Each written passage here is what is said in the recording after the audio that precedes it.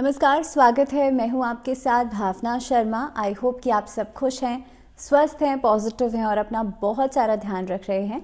जैसे कि आप जानते हैं कि मैं एक एस्ट्रोलॉजर हूं और इस चैनल पर हम अलग अलग विषयों पर, अलग अलग टॉपिक्स के ऊपर बात करते हैं, ऑब्वियसली रिलेटेड टू एस्ट्रोलॉजी, चाहे वो वीकली प्रेडिक्शंस हों, चाहे वो मैनिफेस्टेशंस हों, अफर्मेशंस हों या फिर ट्रांजिट्स की वीडियो हों। So I always say that transits के ऊपर हम जब भी बात करते हैं तो वो आपको काफ़ी हद तक एक्यूरेट प्रेडिक्शंस इसलिए देते हैं क्योंकि जो भी ट्रांजिट्स होते हैं वो हमेशा टाइम बाउंडेड होते हैं, चाहे क्योंकि हर ग्रह का अपना एक चाल है, हर प्लैनेट का अपना एक टाइम है कि वो कब गोचर करेगा। तो इसीलिए जो भी प्रेडिक्शंस आपको मिलती है उसमें काफ़ी हद तक एक्यूरेसी आपको मिल पाती है।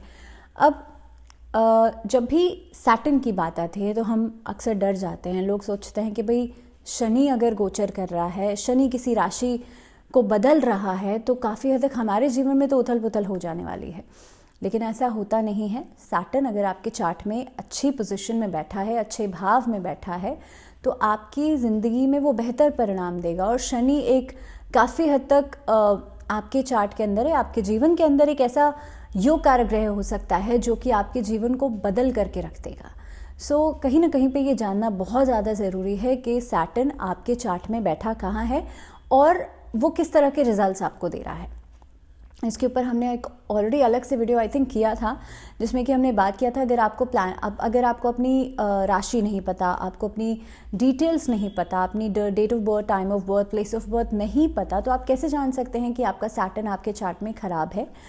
सो अगर आपने नहीं देखा है तो आप जाकर के इसी चैनल पर अपलोडेड है, आप वो वीडियो देख सकते हैं ना। बहरहाल हम थोड़ा सा डाइवर्ट हो गए। ये वीडियो जो रहेगा ये सैटर्न ट्रांजिट के ऊपर रहने वाला है। सबसे मेजर ट्रांजिट 2023 का जो रहेगा वो रहेगा सैटर्न का 17 जनवरी 2023 को ये ट्रांजिट होगा मकर राशि से कुंभ राशि में। और ये जो राशि परिवर्तन होगा, जाहिर सी बात है इसका असर सभी के ऊपर पड़ेगा, सभी राशियों के ऊपर पड़ेगा। तो हम आज बात करेंगे अलग अलग राशियों के बारे में। हम बात करेंगे कि कौन सी राशियां ज़्यादा हद तक प्रभावित होंगी आप लोगों के ऊपर, जिनके ऊपर ढैया या साढ़े साती चल रही थी, उनको क्या परिणाम मिलेंगे और क्या खास उपाय आप लोग कर सकते हैं। सो आई होप कि आप एंड तक कोई भी चीज़ मिस नहीं करेंगे, बिकॉज़ हर एक चीज़ बहुत इंपॉर्टेंट होगी।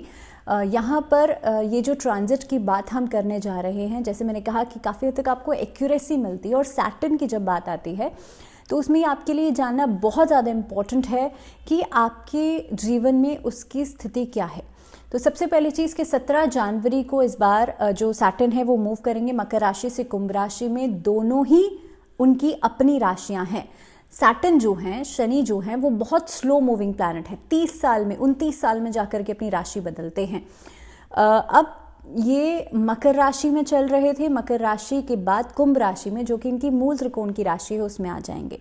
यहाँ पर आने के बाद ये काफ़ी सारी राशियों के ऊपर से ढैया और साढ़े साती को समाप्त कर देंगे, उसके बारे में हम बात करेंगे। लेकिन साथ ही साथ में शश महापुरुष योग का निर्माण भी हो जाएगा, जिसकी वजह से आप देखेंगे, क्योंकि ये जो राजयोग है ये कहीं ना कहीं पे बहुत हद तक बेहतर परिणाम आपको देगा और कई सारी राशियों के लिए बहुत पॉजिटिव रहने वाला है। सो अगर मैं बात करूं शनि की, तो शनि जो प्लैनेट है वो खासतौर पे हार्डवर्क का प्लैनेट है। शनि प्लैनेट है क्योंकि आप जानते हैं कि कर्म फलदाता है माना जाता है, तो इसलिए कर्मों का हिसाब देते हैं शनिदेव। तो इसीलिए अगर आपके कर्म बहुत अच्छे हैं, क्योंकि अपनी राशि में जब तक थे, मकर राशि में जब तक थे, तो जिन लोगों ने हार्डवर्क किया, जिन लोगों ने सही तरीके से मेहनत करी, उनको अच्छे रिजल्ट्स मिले। लेकिन जो लोग अपने ही काम में कहीं ना कहीं पे जस्टिस नहीं कर रहे थे, तो उनको डेफिनेटली, आप देखा होगा आपने कि जिस समय पर लॉकडाउन था या जिस समय पर वो 1-2 साल चल रहे थे, उस समय पर जिन लोगों ने अपनी तरफ से हार्डवर्क नहीं किया या अपने काम में जस्टिस नहीं किया, उन लोगों को बेहतर परिणाम नहीं मिले, because Saturn is a planet like this. तो अब बात करते हैं कि सबसे पहले कौन कौन सी राशियां जो हैं इससे ज़्यादा हद तक प्रभावित होंगी, कौन कौन सी राशियों के लिए ये ट्रांजिट बहुत अच्छा रहने वाला है। सबसे पहले है वृषभ राशि, मिथुन राशि, तुला राशि और धनु राशि। ये 4 राशियां ऐसी रहेंगी जिनके लिए सैटर्न का ये गोचर, शनि का ये जो गोचर रहेगा वो बहुत बेहतर बदलाव लेके आएगा, खासतौर पर आपके कार्य क्षेत्र में, आपके निजी जीवन के अंदर भी, लेकिन काफ़ी हद तक पैसे से जुड़ी हुई तंगी, पैसे से जुड़ी हुई जो दिक्कतें, आर्थिक समस्याएं जो चल रही थी वो खत्म हो जाएंगी। नौकरी में बदलाव लेकर के आएगा।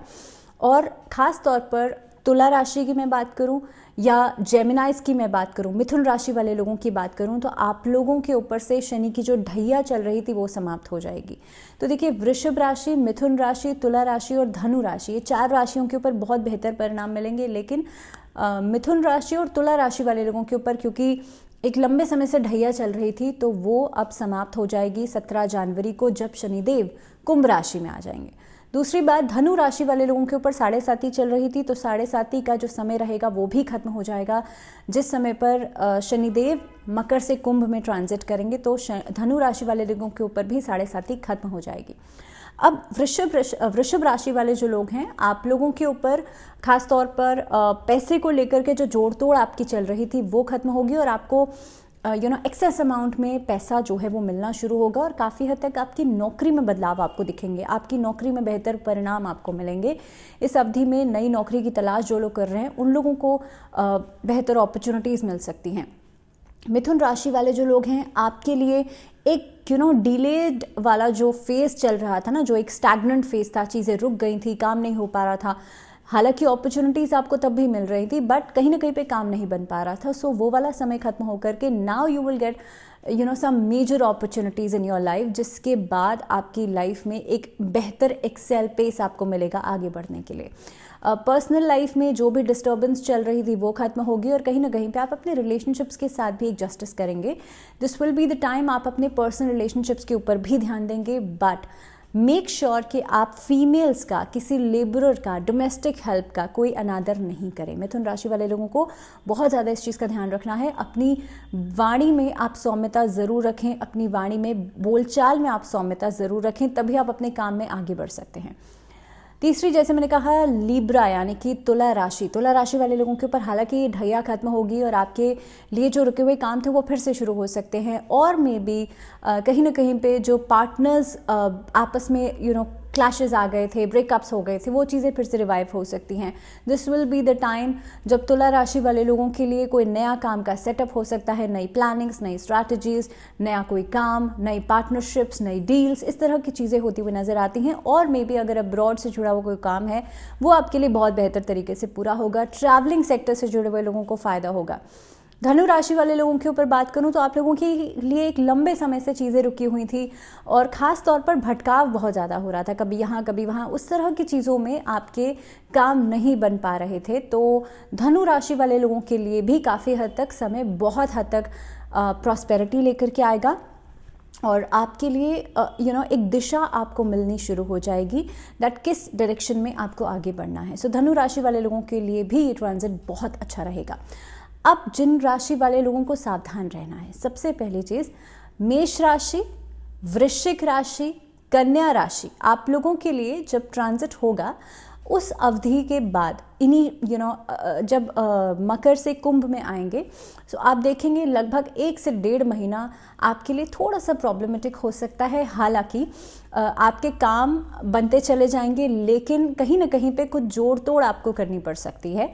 खास तौर पे इस अवधि में थोड़ा सा सेहत का ध्यान रखेगा। इनिशियल फेज में कहीं ना कहीं पे पैसा रुक सकता है, तो इस दौरान ट्रांजैक्शंस नहीं कीजिएगा।